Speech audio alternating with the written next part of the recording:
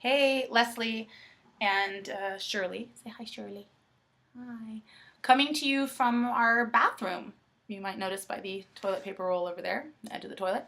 Uh, Leadership inspiration comes in all shapes and sizes and different locations, and I got a little bit inspired by the installation of Shirley's new cat box the other day. Literally her litter box over here. So you can see down in this dark hole where her litter pan exists. How do you turn this thing to? There we go. Now we're talking. Litter box. Um, she gets a new one every year because she's a wild peer, which deserves its own conversation. And this year, when I was taking the old one and throwing it away, putting the new one in, I tried to lock the lid on because she has one of those covered litter boxes, and it wouldn't lock in place. And it was driving me crazy because how are you supposed to lift the whole thing up and move it if it won't lock?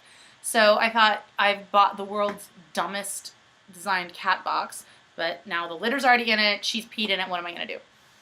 So I came to clean it a couple hours later because she's a wild peer, and I removed the lid so easily because it wasn't locked in place that I didn't actually have to move the whole litter box out to unlock it and move it, and it actually made the whole process of cleaning the litter box faster and easier. So what I thought was a design flaw and was frustrating me because it wasn't the way the old thing had been done was actually perfect. It was exactly what I needed, and I didn't even know it.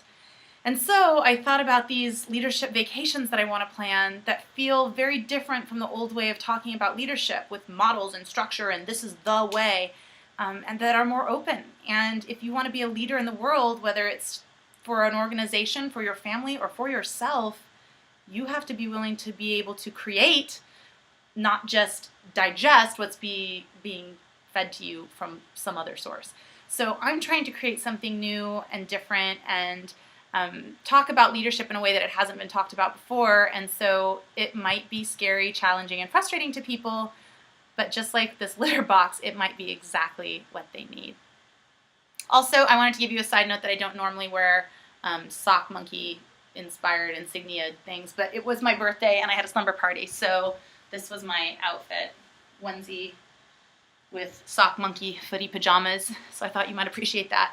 And I wanted to say one more thing about leadership was just about accepting people as who they are, not wishing they were different, not making up something that, is a rule. I'm a dog person, you're a cat person, I guess you're okay, I can tolerate that. But actually celebrating who people are is such a leadership quality.